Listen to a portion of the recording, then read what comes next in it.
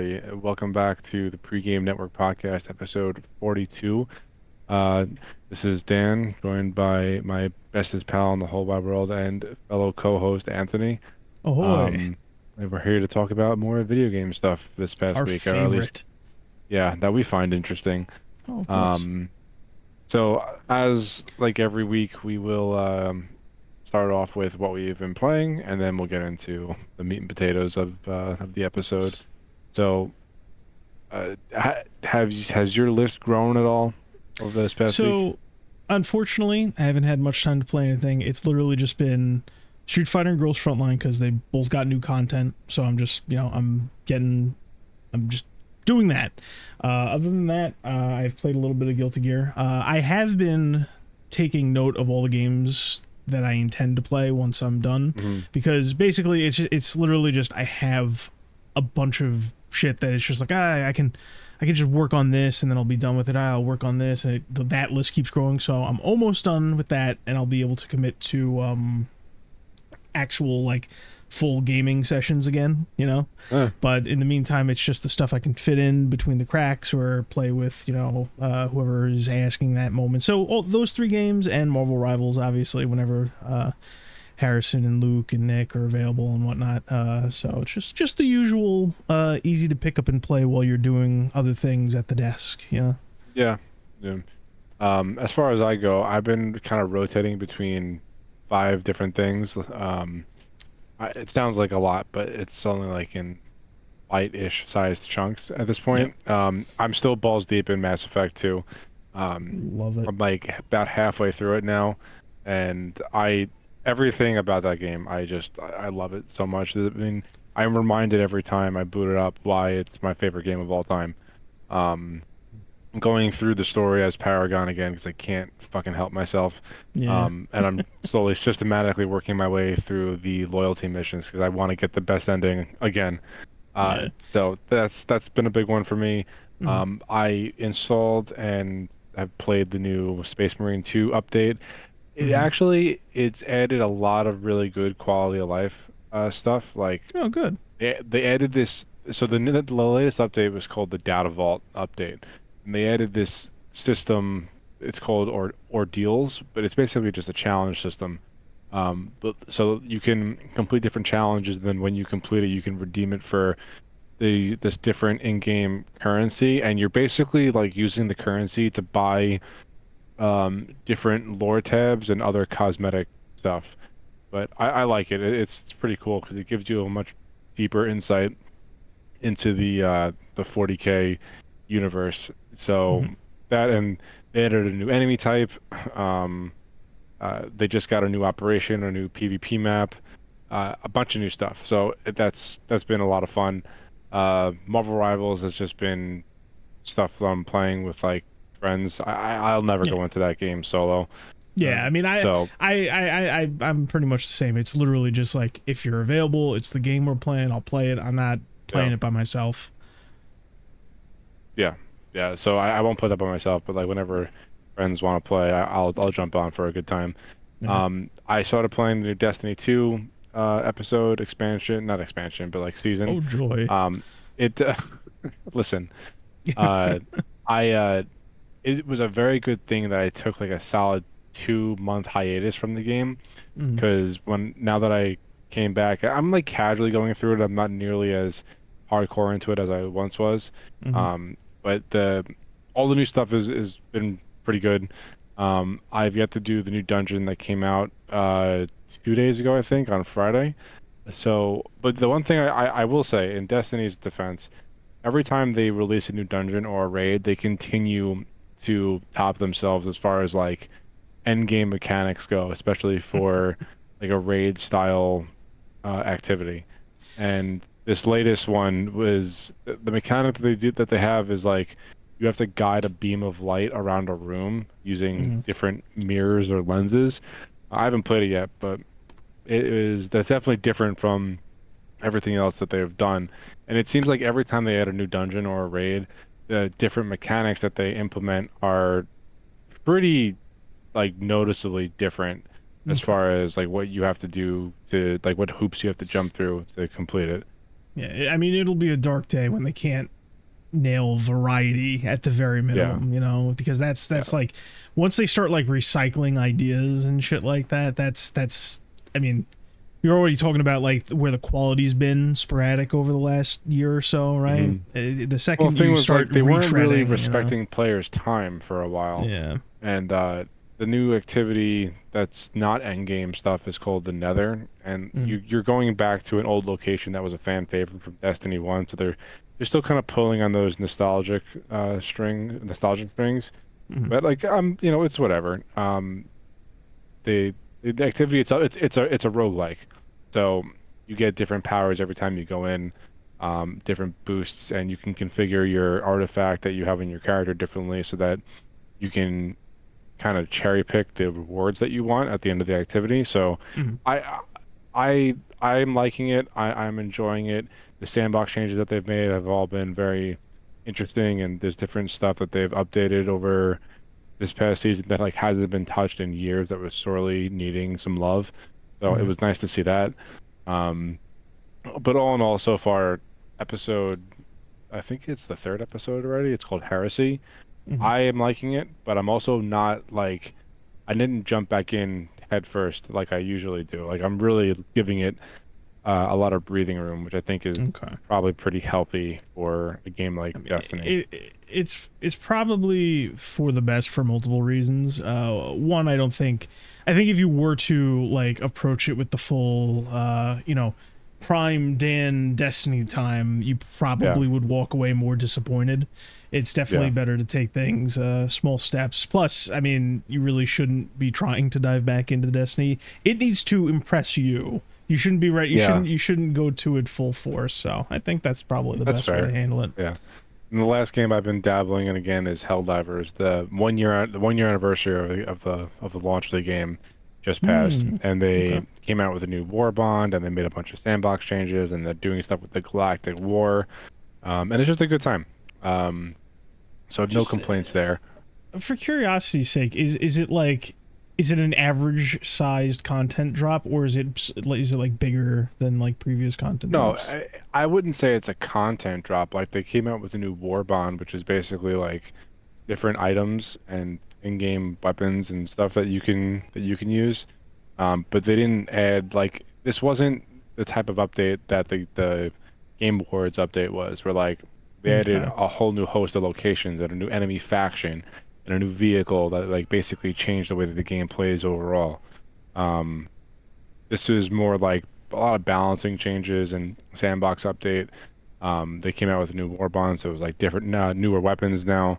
But the secondary weapon is just like a portable nuke launcher. It's a lot of fun. So yeah, that's basically what I've been playing.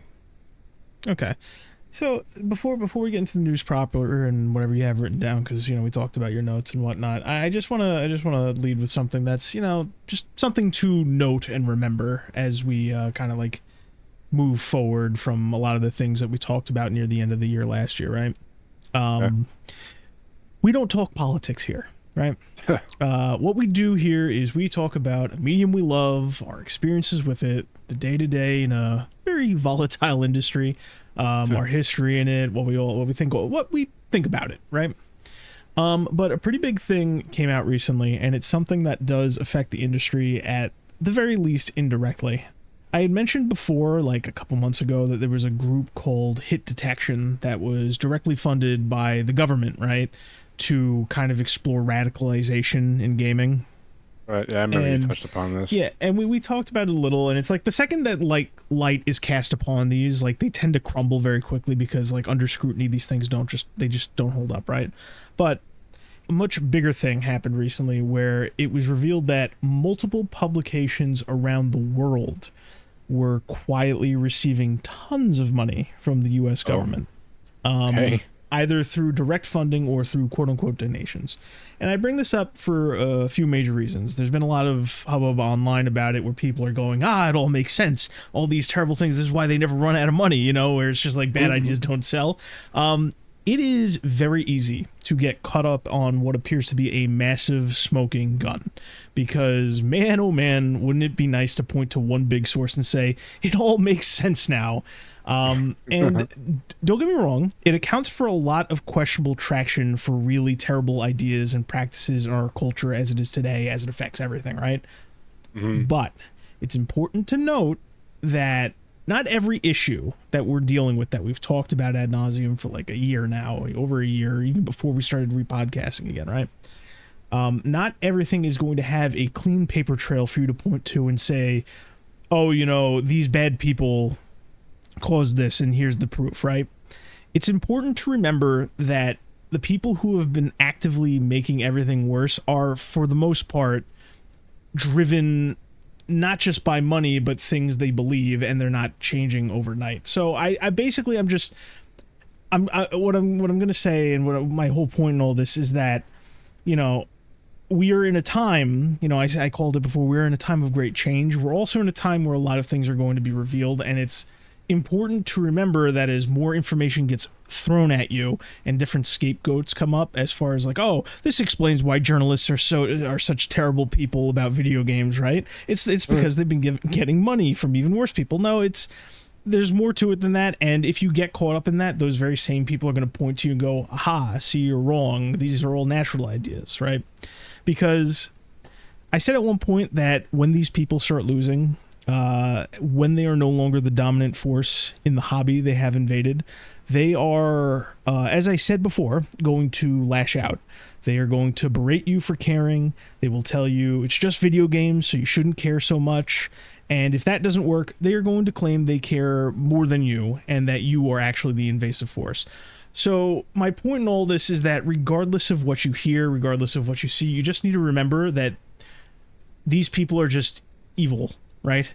They're getting their money and ideas from somewhere, but don't get caught up in all the things you're going to hear about, like who funded who and all this nonsense, even though it is turning out, and we're going to learn more as the days pass, that much like hit detection that we talked about all those months ago, have been funded by people who are just trying to change culture, because gaming is a soft target, always has been, and you should just, like, even if that wasn't the case, nobody takes journalists seriously anyway, so just don't let this change your perspective, and don't try and have this eureka moment where it all makes sense. That's all it was just a little disclaimer to get us started, because that was pretty fucking massive, because, like, you know, people are receiving up to $250,000 in donations when it's very clearly that they're just, like, you know, they're just peddling nonsense, you know. So yeah, with that out of the way, we can talk about the news proper. Yep. All right. So okay, moving on from that, since I just talked about Destiny, I'm just gonna jump into, like, the first thing that I wanted to talk about, which is kind of big, like, in the Destiny sphere. Yeah. So there's someone who works for Bungie. His name is Chris Proctor. He was like the lead weapons designer for a while. He got promoted to just like lead designer. I think it was like lead sandbox designer or something. Let me make sure. I don't want to just put words out there. He's a senior design lead at Bungie. Yeah. Okay. He's a senior design lead at Bungie. Mm-hmm. He's responsible for, like, a ton of really iconic weapons in the Destiny community. It was announced recently this past week that he's leaving Bungie.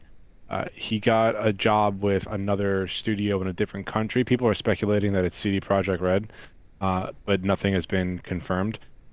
But I'm bringing this up because, as somebody who really does like Destiny as a game, even though it's been underwhelming as of late, with the exception of this new episode that just came out, this is very interesting to see, because he was, like, one of the original, maybe not original, but, like, he's been around for long enough, since I want to say Forsaken, that kind of helped shape veteran. Yeah, it can help shape, like, what Destiny is today, and everything going on, like, the next big Bungie expansion for Destiny it was codenamed Frontiers, and we don't know what that is. People are speculating on it. It's supposed to be the next quote-unquote saga for Destiny 2. But now that Wait, Chris we Proctor is leaving, hold yeah, on. We still don't know what Frontiers is? no, they haven't really announced anything. Oh, They, okay, because I feel like yeah, we've been talking about this for over half a year. yeah, it's been a couple months, but Okay. they haven't really said anything. I think in my personal opinion, I think they wanted to release Heresy, which is the last episode of this episodic content delivery structure that they were going for, as opposed Okay. to seasons. And then so now that Heresy is out and they've kind of have all systems go on that, it's, I think we're gonna get a Frontiers reveal or Vidoc or something relatively soon because Frontiers is supposed to come out like before 2026, I want to say. Okay. Like Destiny as a game can't survive that long on Yeah. what it's No. doing now. So yeah, they have to deliver Frontiers before uh things get really stale because we just came off of the lowest player population that the game has ever seen. Yeah. Which is terrible, obviously. So Hmm. now that Chris Proctor is leaving, who's responsible for a lot of, he has way more hits than he has misses Okay. in the game. And I don't really know what the future of Destiny looks like, even less so than what I did 2 weeks ago. So we're gonna see how that shakes out. And it's just like another example of a Bungie veteran leaving the studio before. Well, I can't really say before because if Bungie has their way, Destiny will just keep on evolving and changing, and it'll just keep going. But now that Chris Proctor is leaving, like, okay, how bad is this really gonna get? Like, there's very few developers at Bungie that have been there since the very beginning. And granted, it's Yeah. been around for 10 years. It's a long time for anybody to work at a company. Um, Yeah. I mean, we've talked about talent bleed for a while, but to kind yeah, of reiterate it, it's like every now and again you'll hear a story like this where a major head of a different section or a different role, or somebody that's in charge of a specific aspect of a game will announce they're leaving, and that typically, like, raises concerns. People will be wondering, how important was he. But while all that's going on, like, there's typically other turnover in the company, so it's like, yeah, in addition to losing these pillars of particular aspects of any project or company, you're also like losing the other people that could either step up or like act as a net, because leads are ultimately very, very important because they dictate where things go, and people directly below them determine, key aspects of games and quality.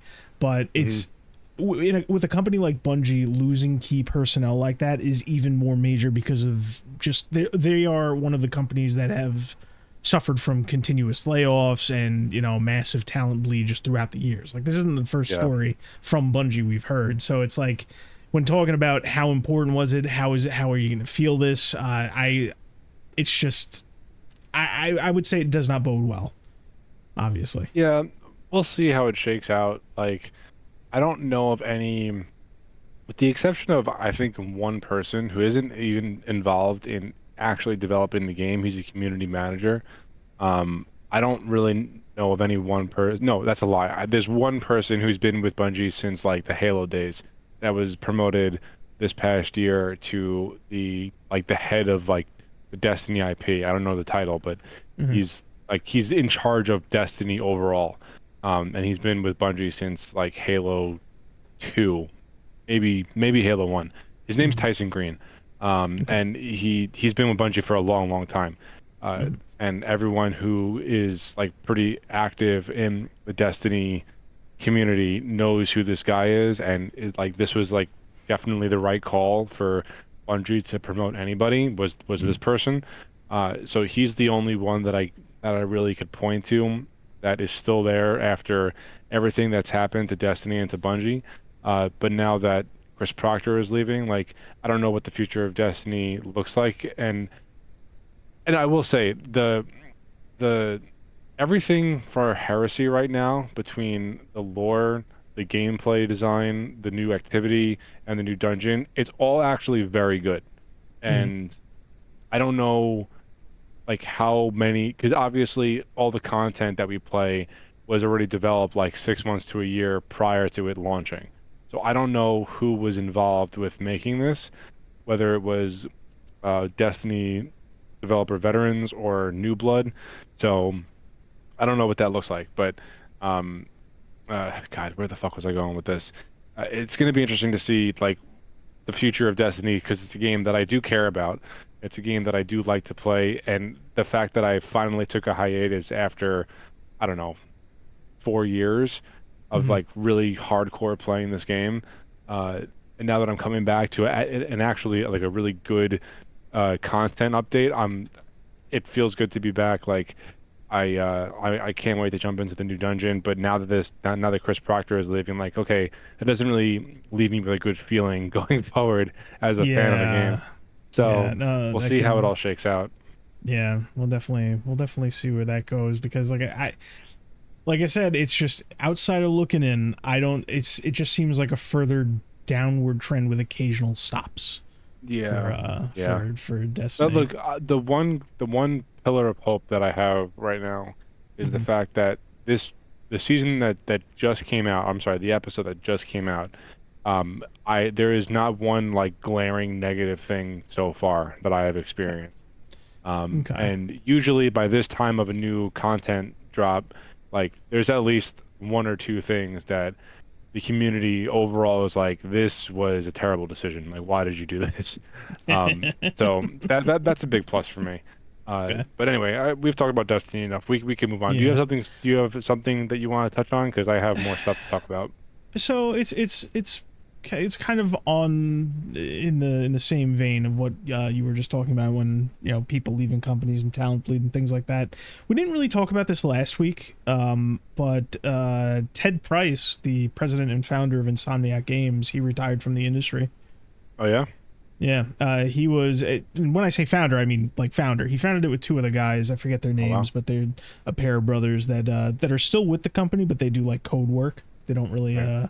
like they're like studio. They're not studio heads, but like they're heads of the group that really do a lot of the technical aspects. Right? They don't really get much fanfare.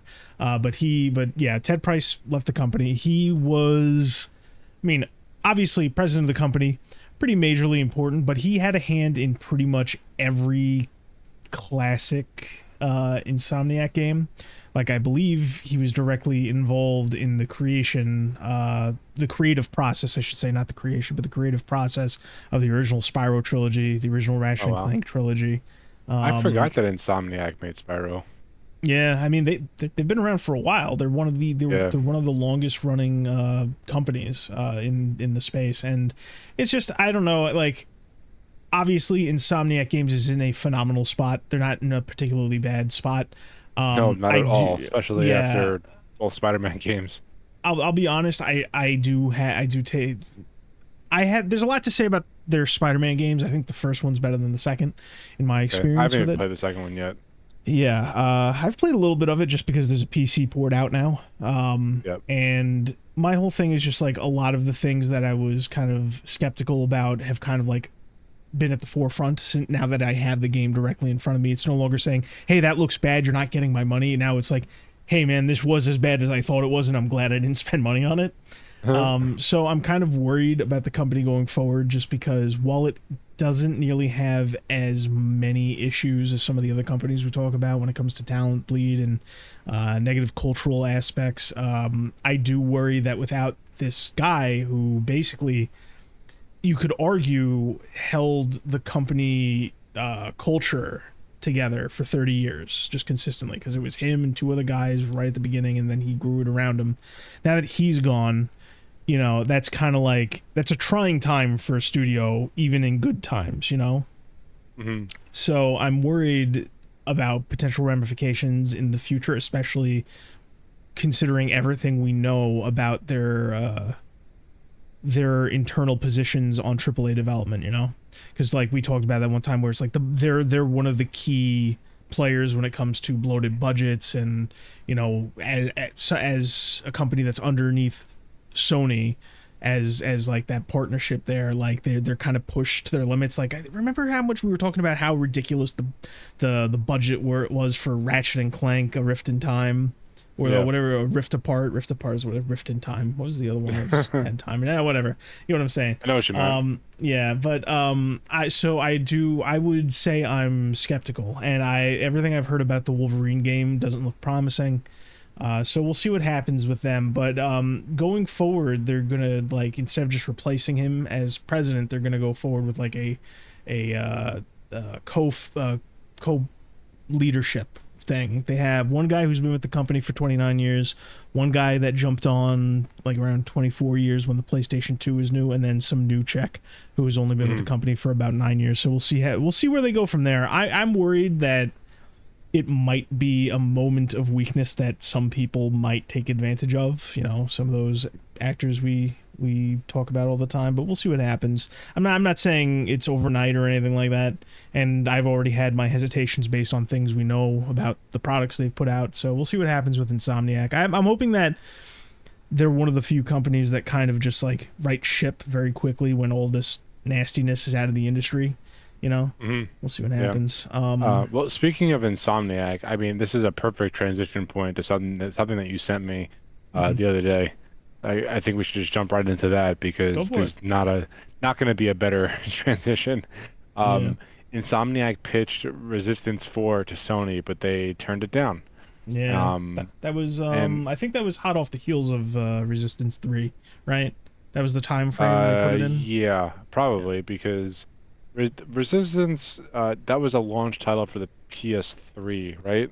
I believe so. It's hard for me. I get it mixed up with Killzone all the time, so the timeline's a little muddled for me. But I think you're correct. Yeah. Honestly, I'm surprised that I got 3 games. Yes.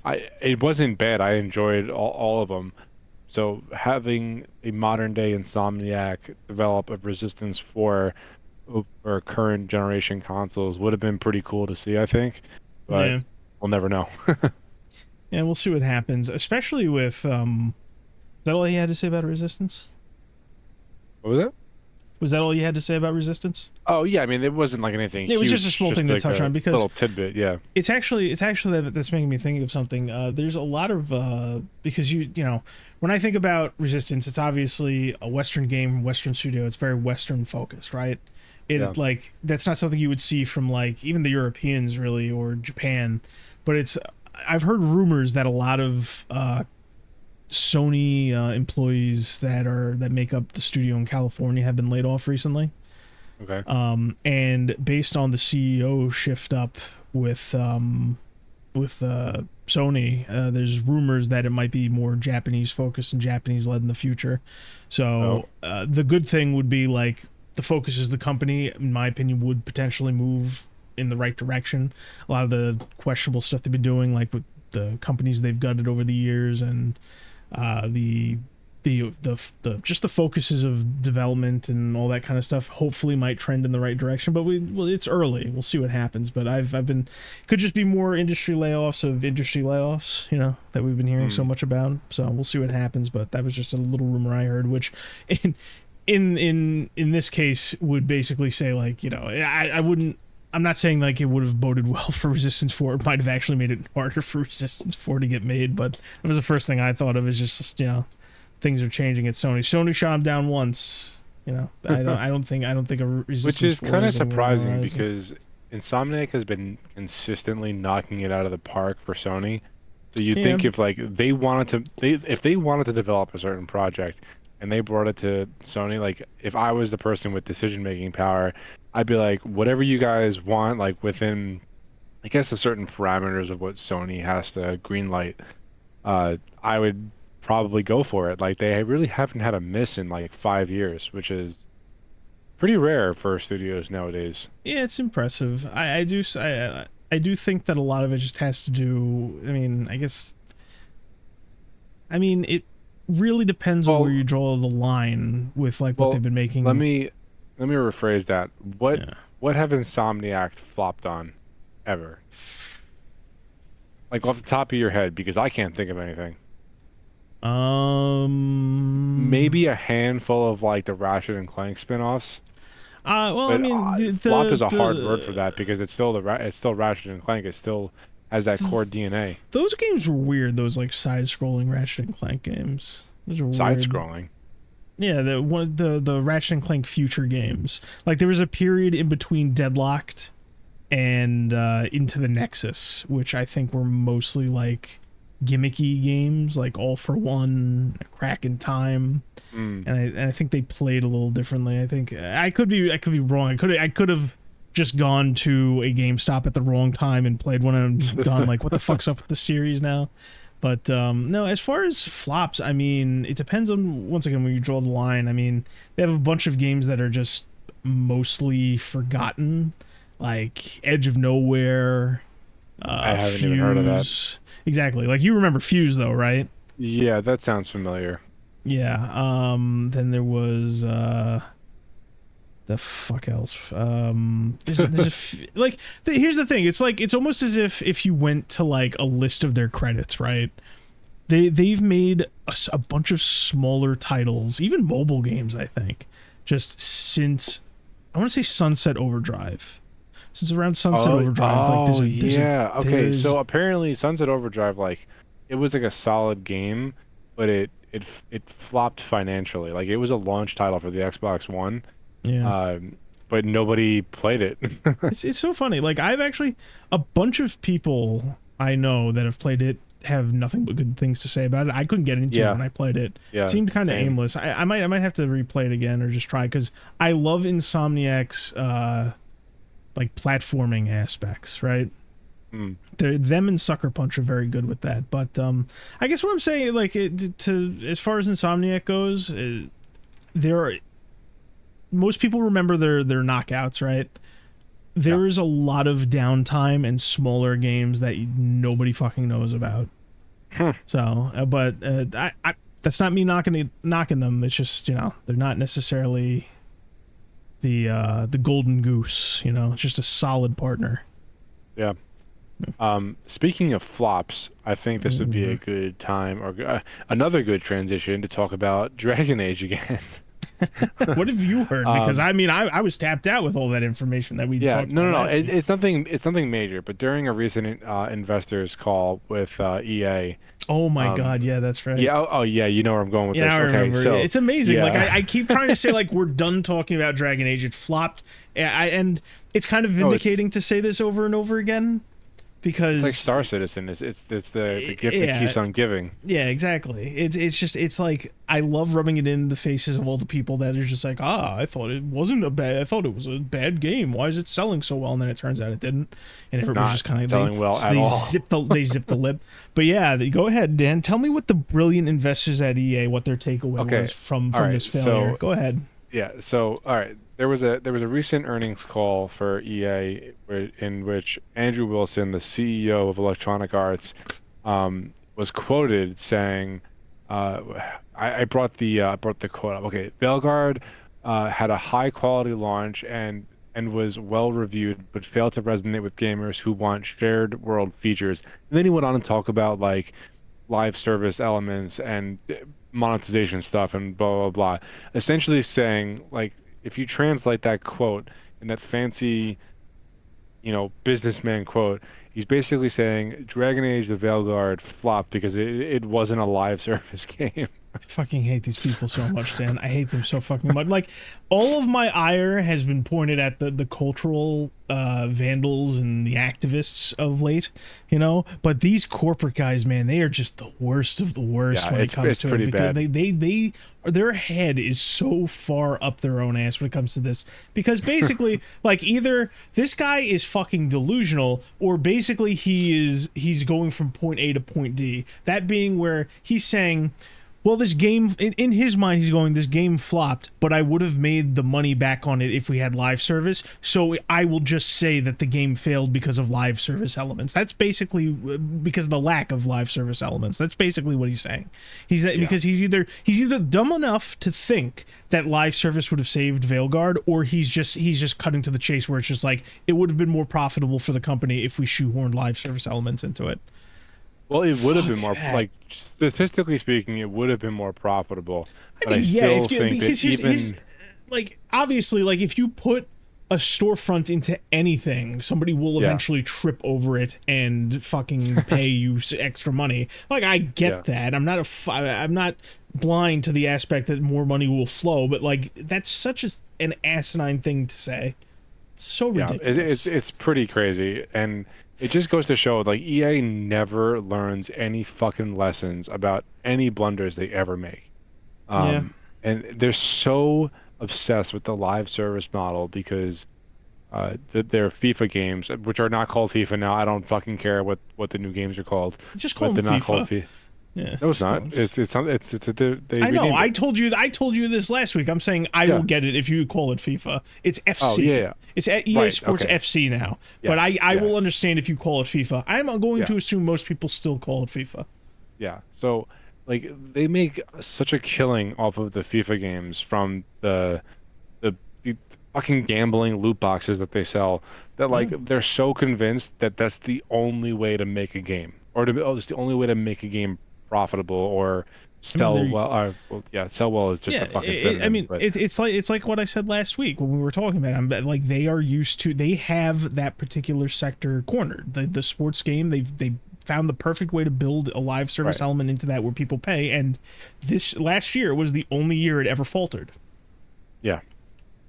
And So it that's what they want for there's everything. just they're so accustomed to that model of making games that because Veilguard was just a piece of shit title, even though it reviewed well somehow, Mhm. um, that's why it failed is because it wasn't a live service game. And this Yeah. is not a huge news story or anything, but I just felt it warranted touching upon because God, EA's portfolio is honestly rather impressive, but they get in their own way so often that I can't enjoy anything they fucking make anymore.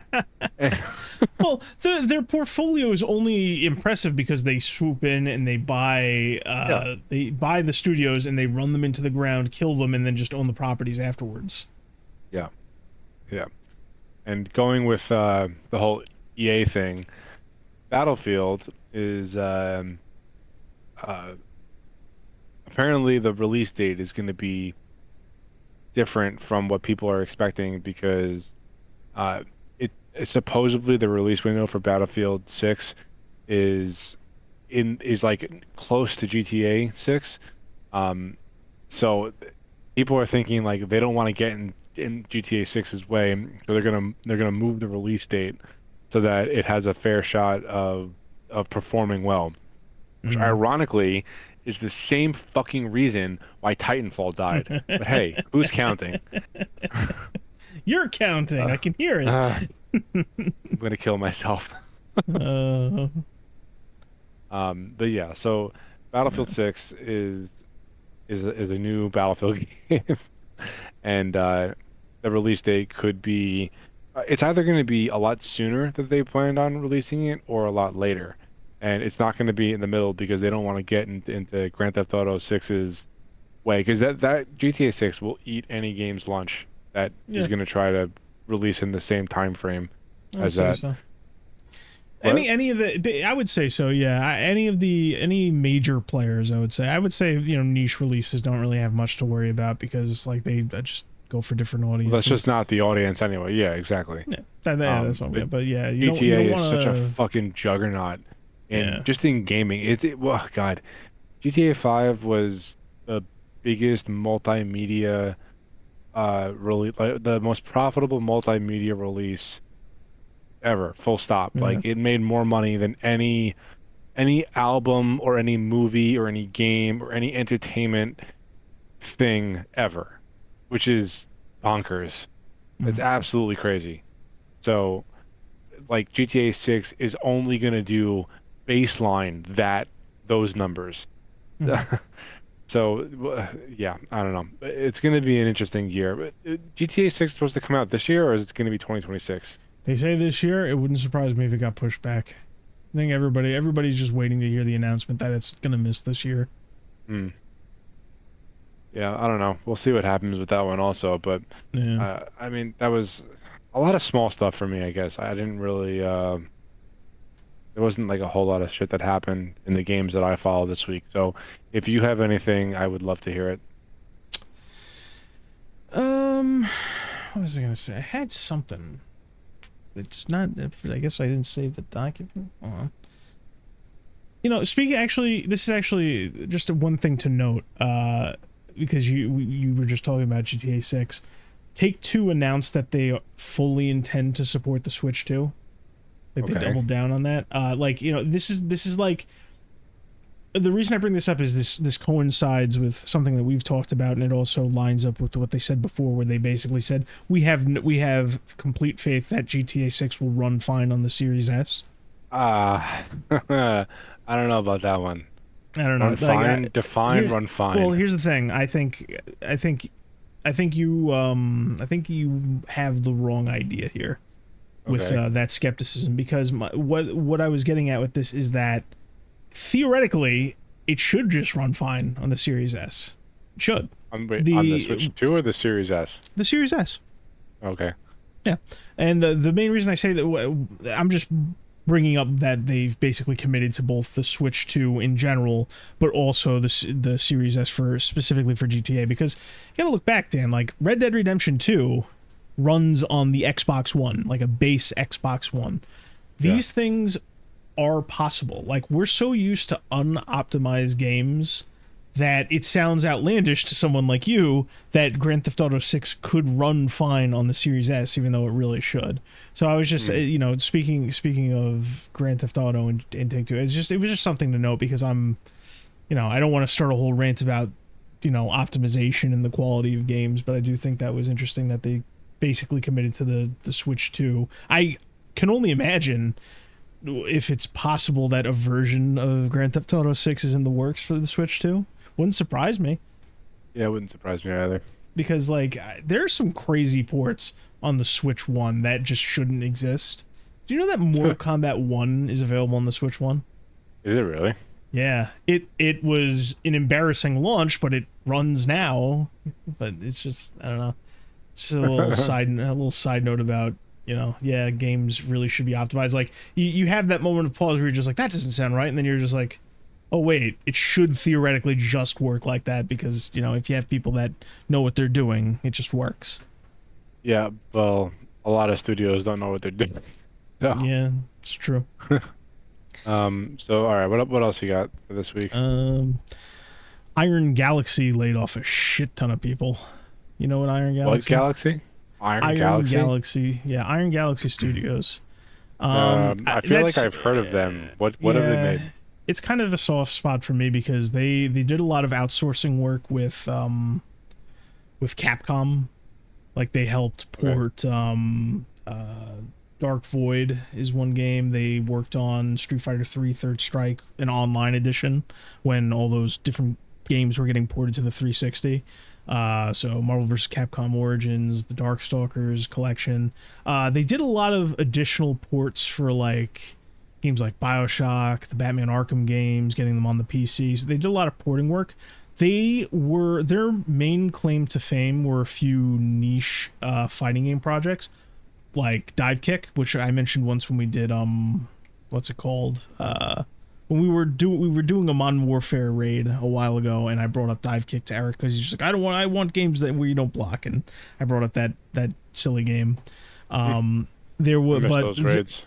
Yeah, their biggest thing is they did work on the later seasons of Killer Instinct for the Xbox, and so they carried that. They did a lot of coding work behind fighting games, I guess I could say. And their most recent game was Rumbleverse, which was like that battle royale like wrestling brawler game that just shut down recently. And it's just, I don't know, it's just worth noting that this is another studio that like I would have rather seen saved, because they were pretty instrumental in like the upkeep and framework behind a lot of fighting games between the 7th and 8th console generations. So I think what they did is they said it was like nearly 70 people, and it was described as a last resort to save the company. So they might be on their last legs. Last resort. So, Okay. Yeah, so that's just something that happened in my realm. Is this fighting game company is on its way out. Yeah, it seems to be happening a lot more. Yeah. What else you got? I mean, I pretty much blew through all of the news stories that I wanted to talk about. This is less a story. It's like more of a rumor. There's more rumors are kicking up like they always do, right? Yeah. Is that that Valve was working on a Steam console, and the first thing I say is that I just roll my eyes. I'm just like, Isn't that the Steam Deck? I'm just like, they're in their lane. They tried a Steam PC. They have the Steam OS.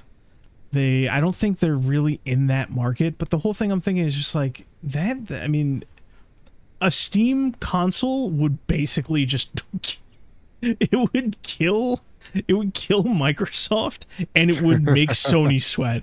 Because I'm just like, if you just made an entire PC library of that scale available and palatable to the console market, could you imagine the fucking damage that would do?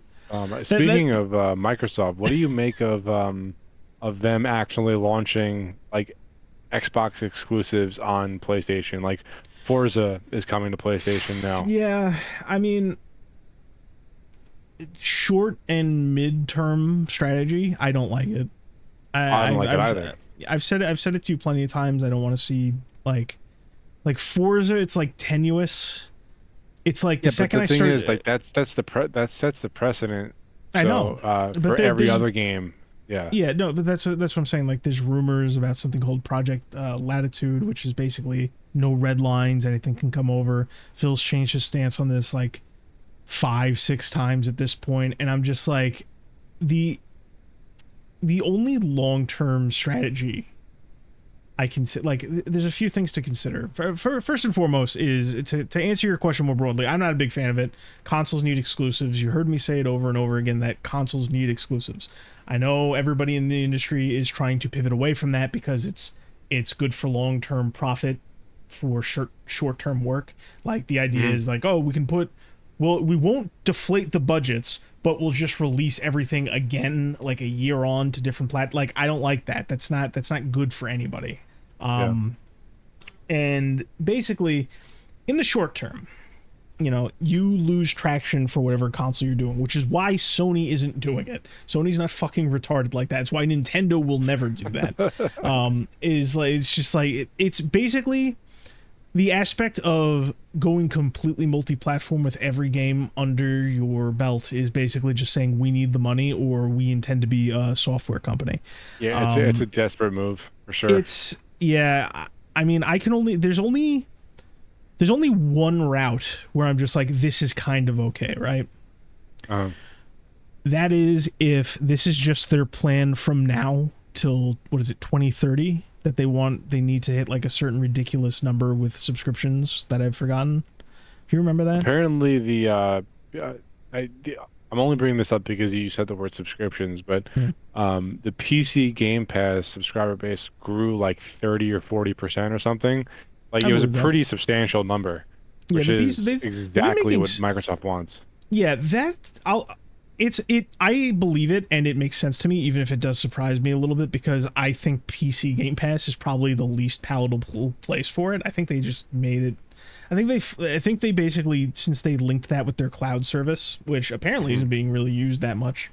Shocker. I think it just made it more palatable. I think they said something like games that have Xbox Play Anywhere is like down to 7% or something, but I digress. Anyway, what I was getting at is they had that. I don't know the number off the top of my head, but we've talked about it before. They have a number of Game Pass subscriptions they want and need to hit by 2030 for the Game Pass experiment to basically have made sense for them, and for them to have, not numerically, but for them to have mentally broken even with that. So the only way that this makes sense, where they start putting everything on all consoles, is for them to break even monetarily, and for them to, I don't know, just keep everything afloat while they try to push subscriptions. I don't know. Like, I would, if I was a long-term man, right?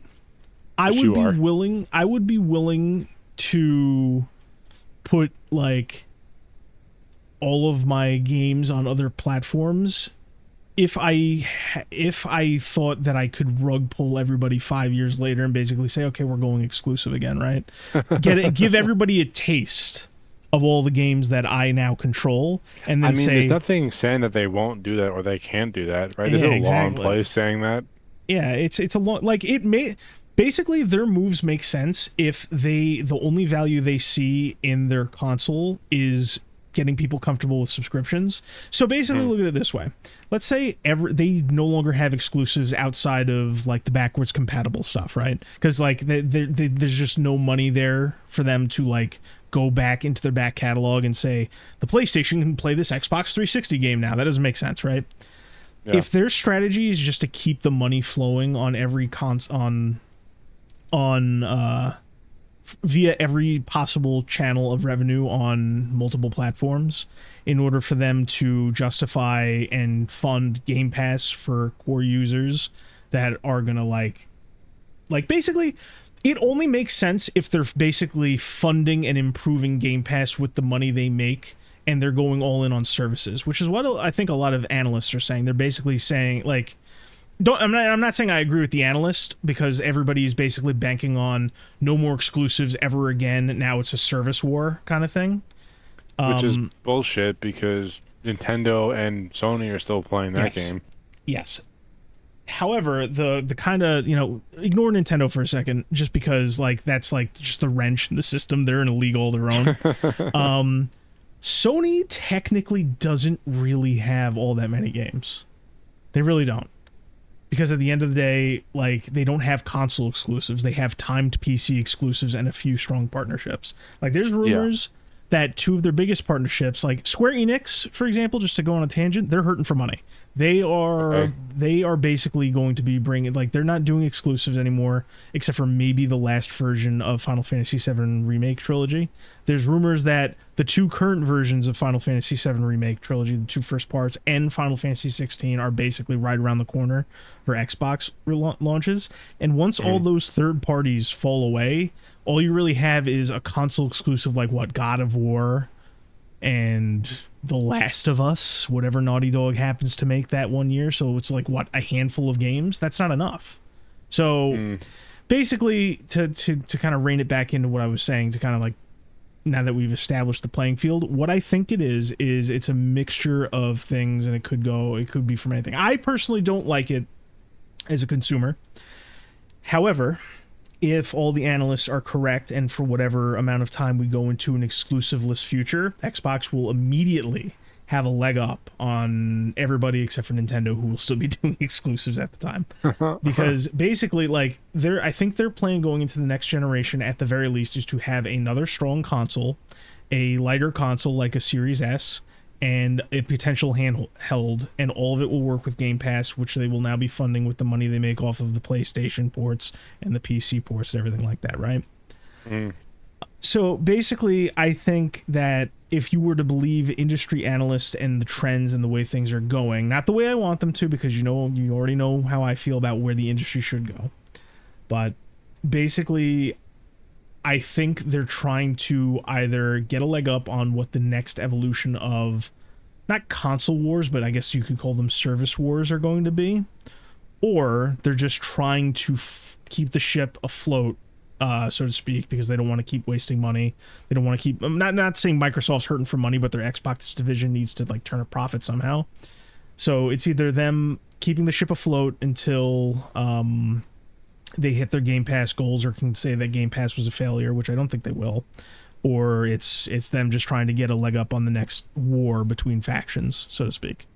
In both cases, the consumer, don't really care much for it, but as somebody who does use Game Pass quite frequently, it could work out in my favor. Who knows?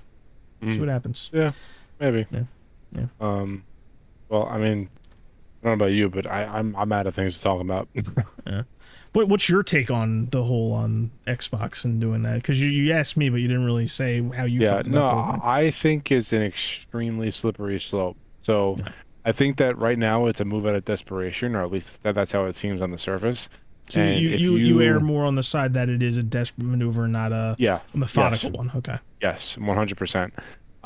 Now, granted, like, Microsoft clearly has plans into whatever year for their video game side of the business, but like putting Forza on PlayStation, like that series in particular, is a very safe first move for a cross console title, right? Yeah. Like you're not just gonna open up with Halo or Gears of War, or Yeah. what's another huge Xbox exclusive that I'm blanking on right now? Uh, oh, there is one that's slipping my mind. I know. But yeah, I Like mean, you you're not named the gonna first put two, those, yeah, you're not gonna and put those heavy hitters yeah, on PlayStation immediately. You're and gonna start out with one of the underperforming ones. yes, But and another thing to add to that is, interestingly enough, it fills a spot that Sony themselves have left vacant because their most recent outing with Gran Turismo wasn't all that great. So a flagship Sony property that they're used to having is now filled by an Xbox property. right, So but that that's that like makes it another safe maneuver. the racing genre has it's not as big as like shooters or RPGs or action No, adventure games. Like it's just yeah, I not. completely agree. I agree. So like yeah, so Sony moving Forza to PlayStation is it's safe, but it's also the very first step on an extremely slippery slope. Yeah. And I don't think that it's a good idea for them to like okay, Forza is one thing, but you can't put Halo, you can't put Gears on PlayStation. You just can't Yeah. because then you completely remove any leverage you have over why somebody should buy your console. And I'm pretty sure that Microsoft is not going to stop making consoles anytime soon. So Yeah. why the fuck Yeah. No, go ahead. why the fuck would you start moving your exclusive IPs to your competition if you're not going to stop making hardware? That doesn't make any sense. Yeah, So, so I think that regardless of which of the possibilities it is, I do think that they've got at the very least the next generation ahead of them. I think they are committed to releasing another console, and a handheld will follow at a certain point, because that buys into, regardless of which angle ends up being the case, or if it's a mixture of all the different ones we talked about, that another console generation is directly tied to that, because they at the very least need to get to 2030, and short of them all of a sudden saying we're going to offer Game Pass on all platforms. I think like that's the one thing that I don't see happening. I don't see Game Pass going to anything other well, than Game Pass is Xbox. one thing. Yeah, that I agree with you. Yeah. Their properties is a different story entirely. Yeah. Obviously, since Forza already made the jump.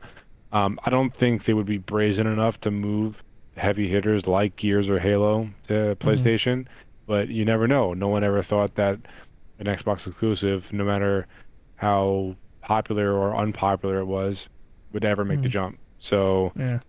I don't know. I feel conflicted, Yeah. but I also think it's more of a negative than a positive right now. So we'll Yeah, see what happens.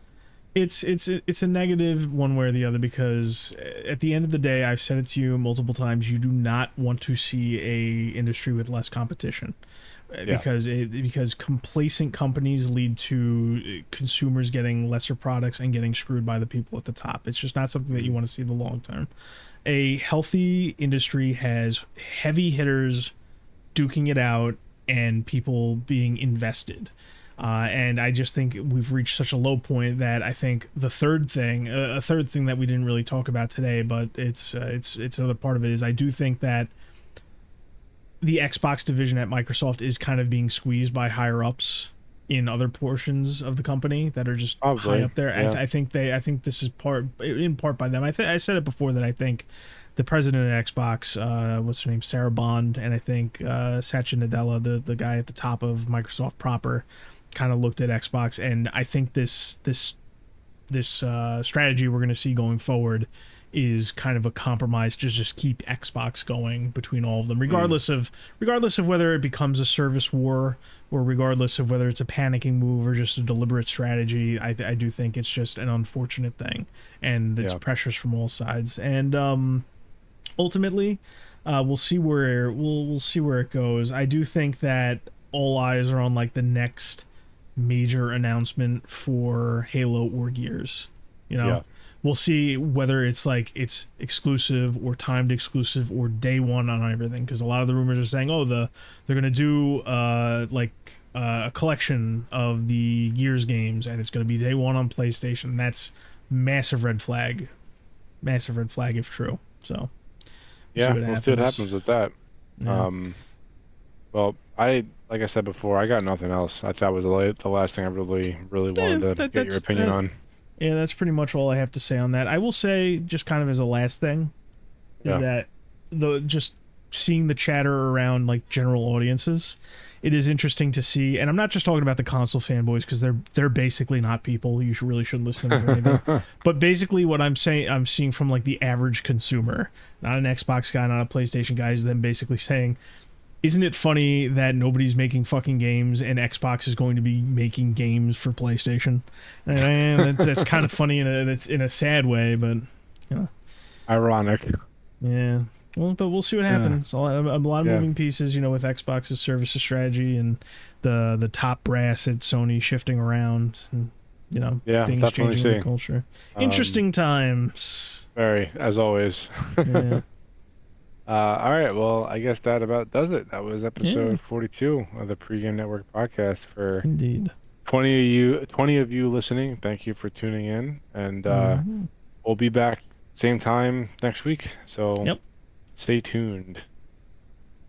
Bye Bye. bye.